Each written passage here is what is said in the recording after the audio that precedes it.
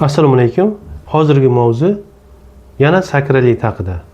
Faqat bu safar aksial sakrolit haqida bo'ladi. Bundan oldingi roligimda degenerativ sakrolit haqida aytib o'tgandim. Yana qisqacha qilib aytaman. Sakrolit bu dumog'aza suyagini chanoq sohasida yonbosh suyagi bilan qo'shilgan joydagi bo'g'imning yog'lanish hisobiga kelib chiqadigan proses hisoblanadi. Aksial sakrolit nima bu? Bu roligimizda maqsad aksial sakrolitni mexanizmi, uning belgilari, simptomlari, MRTda ko'rinishi va davosi haqida qisqacha aytib o'tmoqchiman.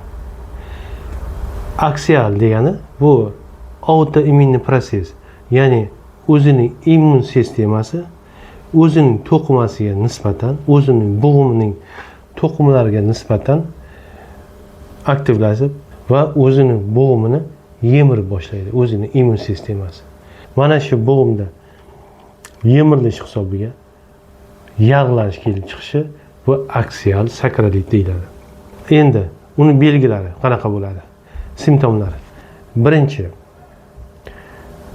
degenerativ sakrolitga o'xshab belning pastki sohasida og'riq bo'lishi va og'riqni dumba sohasiga va qisman sonlarga uzatilishi kuzatiladi. Birinchisi, og'riqning xarakteri tumtoq bo'lishi va birinchi bir taraf bo'g'imi zararlanishi, iliosakral bo'g'imning bir tarafi zararlanishi, keyinchalik ikkinchi tarafga ham zararlanish ko'chishi. Buni degenerativ sakrolitdan farqi, harakatlanganda og'riq kamayadi.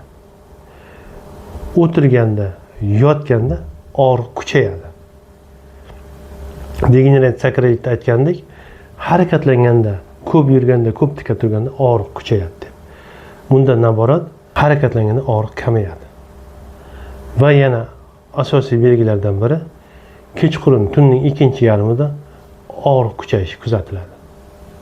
Va yoshi 40-45 gacha bo'lgan odamlarda aksial sakrolit kuzatiladi. Va yana bitta belgisi, autoimmun proses bo'lgani uchun boshqa bo'g'imlarda ham tizza, tirsak, qo'l, barmoq bo'g'imlarida ham og'riqning bo'lishi kuzatiladi. Bunga olib keladigan kasalliklar. Birinchisi, Bexterov kasalligi. Autoimmun proses hisobiga kelib chiqadigan kasallik hisoblanadi. Ikkinchisi, reaktivniy artrit. Bunda tizza bo'g'imlari ham zararlanadi, boshqa bo'g'imlar ham zararlanadi. Shuningdek, iliosakral bo'g'im ham zararlanadi. Uchinchisi, psoriatik artrit. Ya'ni psoriazi bor kasallarda ham iliosakral bo'g'im zararlanishi hisobiga aksial sakrolit kelib chiqadi. Va undan tashqari yana Kron kasalligi, yarali kalitlar hisobiga yoki surunkali sidik ajrash sistemasida bo'ladigan kasalliklar hisobiga aksial sakrolit kelib chiqadi. Buni aniqlashimizda birinchi o'rinda MRT qildiramiz. MRTda bu yerda steril rejimida yaqqol yog'lanish prosesi aniqlanadi.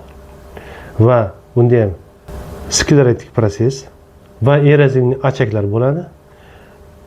Eski erozivniy achaklar bo'lsa, shu joyini yog' to'qimalar qoplagan bo'ladi.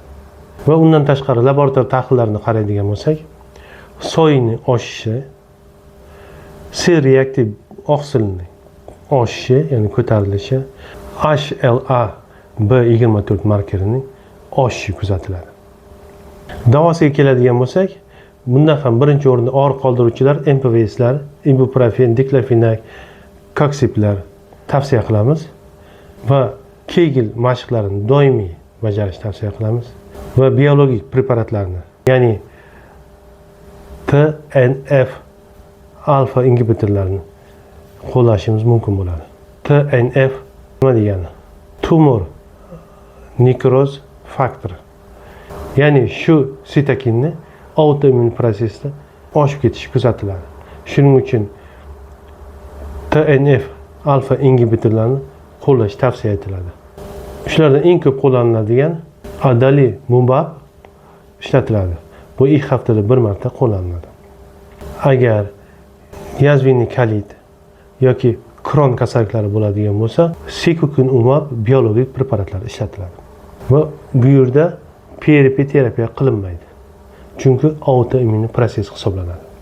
Qanchalik ertaroq aniqlaydigan bo'lsak va davo muolajalarini qancha erta boshlasak, shunchalik asoratlarni kamaytirishimiz mumkin bo'ladi.